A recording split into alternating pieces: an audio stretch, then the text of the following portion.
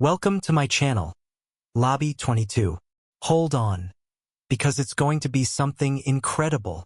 James Harper's heart raced as he stepped off the plane in Charlotte, the high of a $15 million deal still electrifying him. At 42, he'd just sold his family's pharmaceutical company, built on his father's rare drug patents. Dreams of a carefree future with his wife, Emily, and their twin daughters, Duke freshmen, swirled in his mind. His phone buzzed, his lawyer confirming the funds were locked in.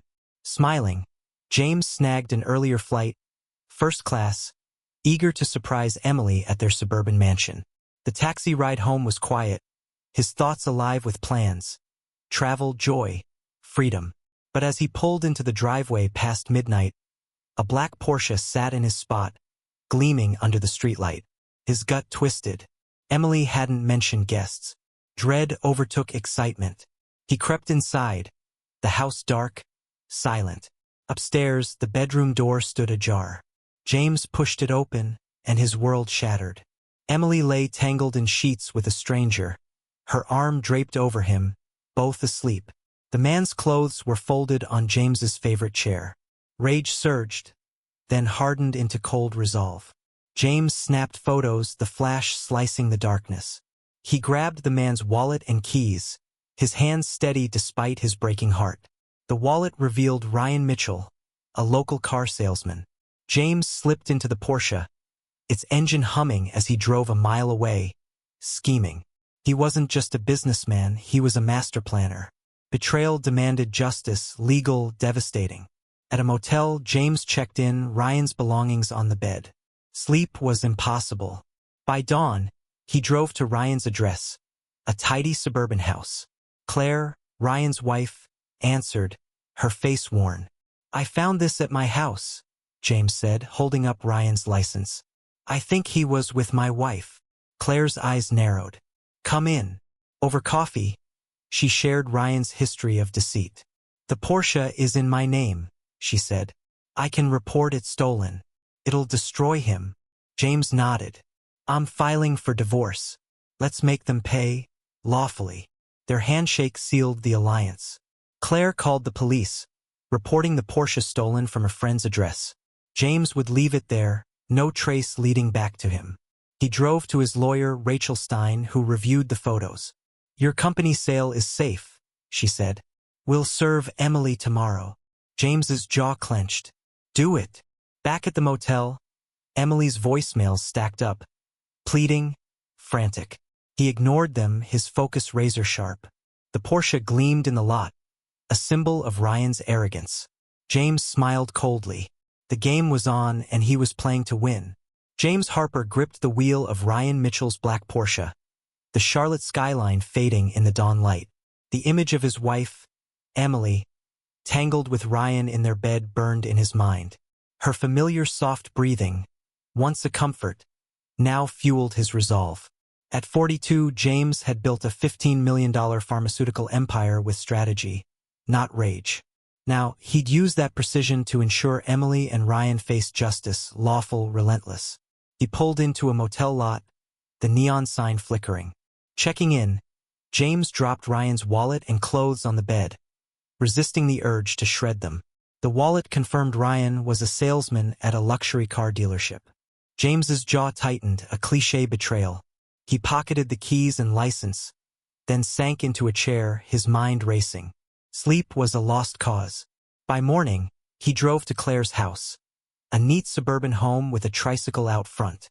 Claire answered, her eyes tired but sharp. "I'm James Harper. I found this at my house," he said, showing Ryan's license. "I think he was with my wife." Claire's face paled, then hardened. "I'm Claire Mitchell. Come in." Over coffee, her hands shook as she spoke. Ryan claimed he had a late sales meeting. "I should have known."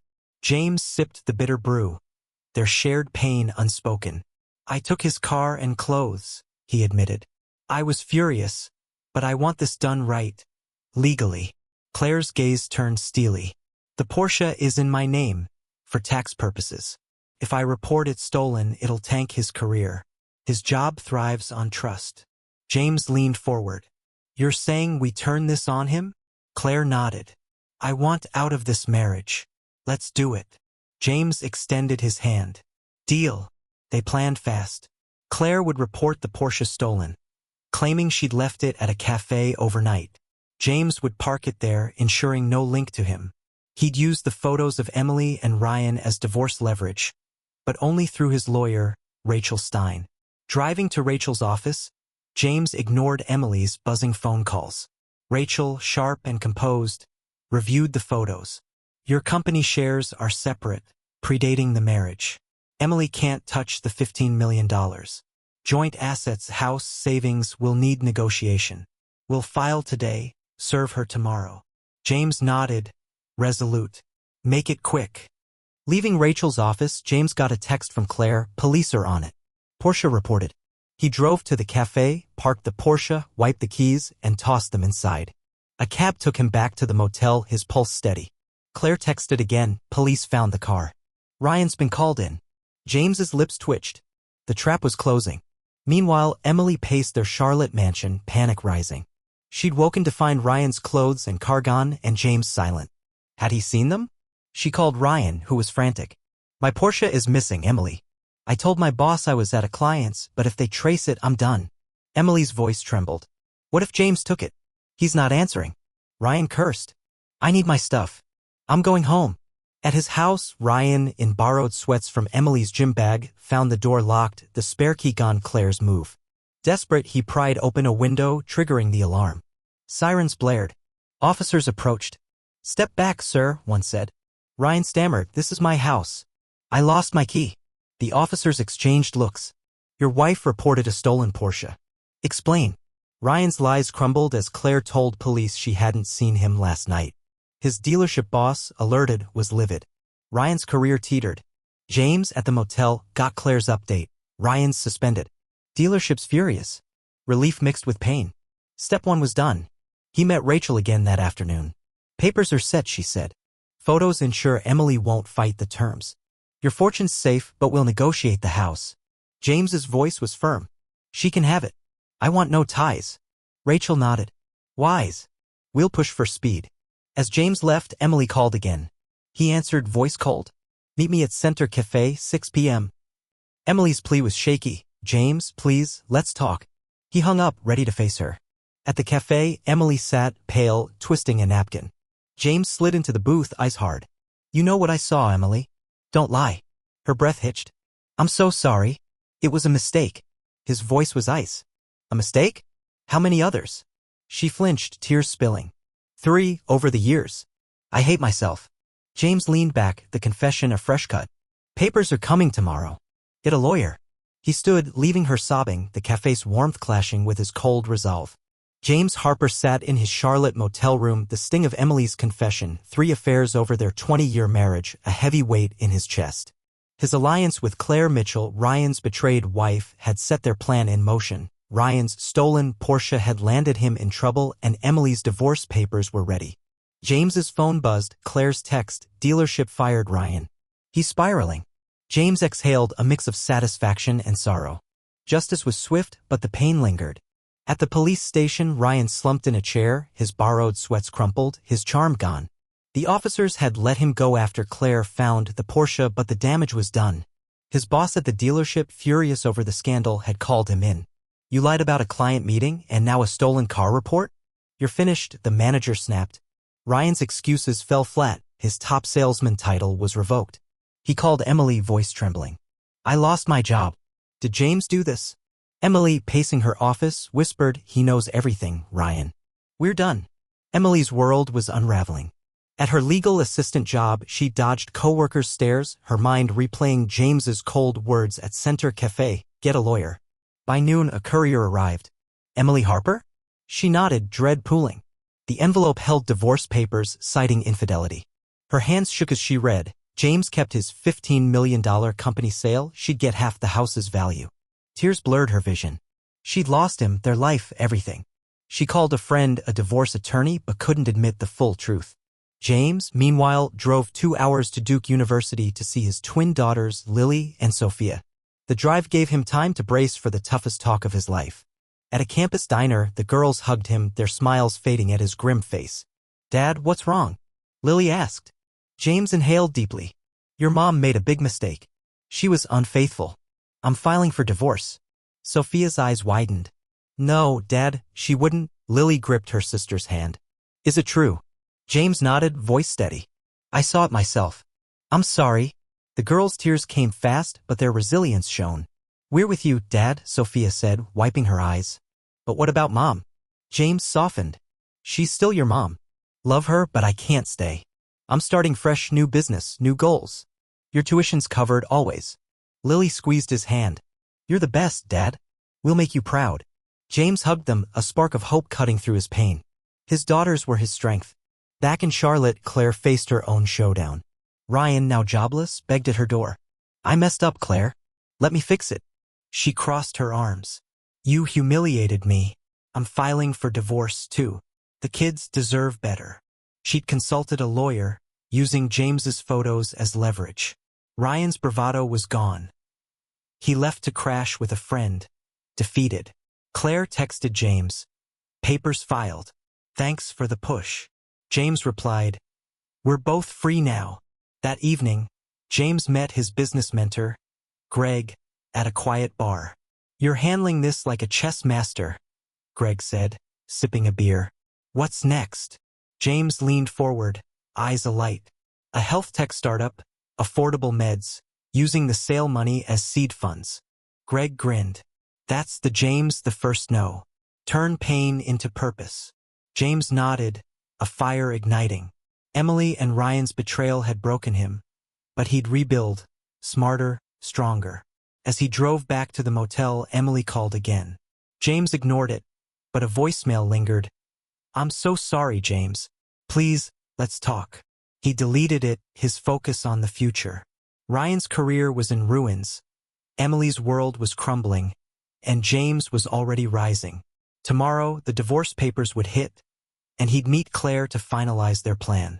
The Porsche scandal was just the start. Every move was calculated, every outcome lawful. James Harper was done being a victim. James Harper leaned against the motel window, the Charlotte skyline a distant blur under the morning haze. The sting of Emily's betrayal, 3 affairs over 20 years, still lingered, but his alliance with Claire Mitchell, Ryan's wife, was paying off. Ryan's job was gone, his reputation trashed by the stolen Porsche scandal they'd orchestrated. Emily's divorce papers were set to land today. At 42, James, a pharmaceutical tycoon who'd sold his company for $15 million, was no stranger to strategy. Now he'd wield it to rebuild. His phone buzzed. Claire's text.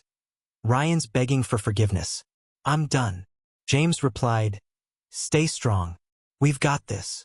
Their plan was airtight. Claire's police report had tanked Ryan's career, and James's lawyer, Rachel Stein, was ensuring Emily couldn't touch his fortune. He drove to a coffee shop to meet Claire, her face resolute despite the strain. Police closed the Porsche case, she said. Ryan's name is mud at the dealership. My lawyer's pushing for a quick divorce. James nodded. Rachel's serving Emily today. We're almost there. Claire sipped her latte, eyes fierce. I'm selling the house, starting fresh with the kids. You? James's gaze hardened. New business, health tech, affordable meds. I'm done with the past. Claire smiled faintly. You're a good guy, James. Thanks for waking me up. They parted with a nod, 2 survivors united by betrayal, now carving their own paths. Meanwhile, Emily sat in her office, the divorce papers trembling in her hands. Delivered at noon, they cited her infidelity, with photos attached. James had proof. Her heart sank as she read. She'd get half the house's value, nothing from James's company sale. Her job as a legal assistant felt suffocating, her co-workers' whispers deafening. She called her attorney friend, Lisa, voice-breaking. James knows everything. 3 affairs. I don't know how to fight this. Lisa sighed. Sign the papers, Emily. The evidence is ironclad. Take the house share and move on. Emily's mind spun. She'd met Ryan at a work event, his charm a fleeting escape from her routine. The other affairs, brief, reckless, haunted her now. She texted James. Can we talk? I'm so sorry. No reply. Driving home to their mansion, She found it empty. James's belongings gone. A note on the counter read, "I'm staying elsewhere. Lawyer will handle everything." Tears fell as she sank to the floor, the weight of her choices crushing her. Across town, Ryan faced his own fallout. Jobless, he crashed at a friend's apartment, his Porsche repossessed by Claire for tax reasons. His boss had spread word of the scandal, making sales jobs scarce. Desperate, Ryan called Emily. "Your husband ruined me," he spat. "That Porsche stunt cost me everything." Emily's voice was hollow. "He's divorcing me, Ryan. We did this to ourselves." Ryan hung up, staring at his reflection in a cracked mirror, his arrogance shattered. James, meanwhile, drove to Duke University again to check on Lily and Sophia. The twins met him at their dorm, their faces a mix of grief and resolve. "Mom called us," Lily said. "She's a mess, but we told her we need space." Sophia added, "We're with you, Dad. What's your plan?" James smiled, a flicker of pride cutting through his pain. "Starting a health tech company. Affordable meds for people who need them. You two keep shining. I'll handle the rest." They hugged him, their strength his anchor. That evening, James met Rachel Stein at her office. "Emily's lawyer reached out," Rachel said. "She's not contesting. Wants it over fast." James nodded. "Good. I'm selling the system. Character count exceeded limit. Continuing / the house. What else?" Rachel continued. "We'll push for a quick settlement. You keep the $15 million. She gets half the house's value, maybe some savings." James's voice was firm. "Fine. I want no ties left." Rachel nodded. "We're almost done." As James left, his phone lit up. Emily again, pleading, "Please, James, one more talk." He ignored it, driving back to the motel. The Porsche gleamed in his mind, a symbol of Ryan's downfall. Tomorrow, Emily would face the paper's reality, and Ryan would scramble for scraps.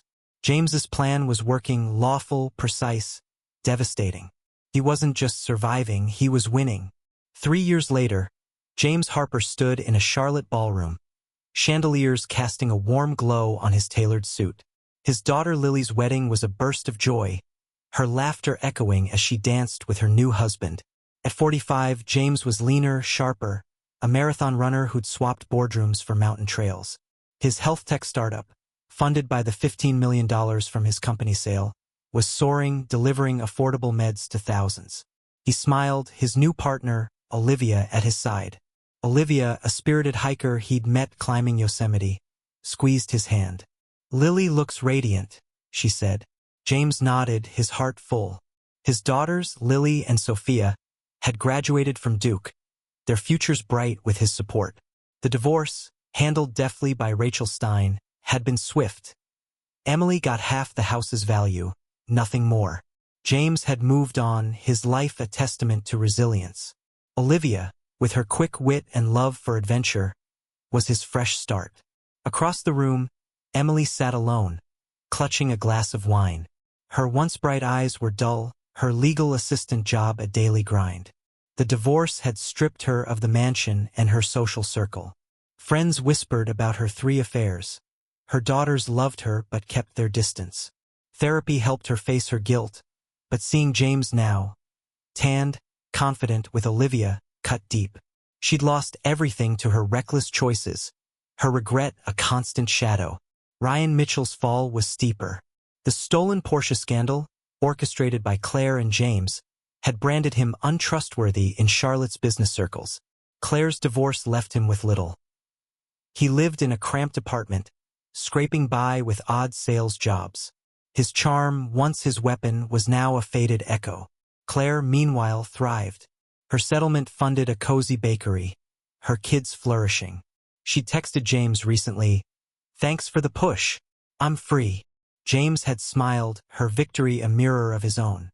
At the wedding, Sophia approached James, her boyfriend trailing behind. "Dad, you look happy," she said, hugging him. "I am," James replied. "You and Lily gave me strength. So did Olivia." Sophia glanced at Emily, then back at James. "Mom's trying, but I'm proud of you." James's throat tightened. He turned betrayal into triumph, not with vengeance, but with purpose. His startup was his legacy now, a beacon for those needing affordable care. Emily caught his eye as she rose to leave. Their gazes locked, her remorse meeting his resolve. She nodded faintly, then walked out, her steps heavy. James turned to Olivia. "Ready for our next hike?" he asked. She grinned. "Always." The music swelled, and James felt unshackled, his new life a victory over the past. Emily and Ryan faced their consequences. Jobs lost, reputations ruined, lives diminished. James, though, had soared. Back at his new Charlotte loft, James reviewed startup reports, Olivia at his side. His daughters called weekly, their bond unbreakable. Greg, his mentor, had toasted him last month. "You turned pain into power, James." He had. The $15 million was safe, his startup was thriving, and his heart was healing. Emily's affairs and Ryan's arrogance had broken him once, but James Harper had rebuilt. Stronger, wiser, free. The ballroom lights dimmed, but his future burned bright, a testament to resilience and lawful justice.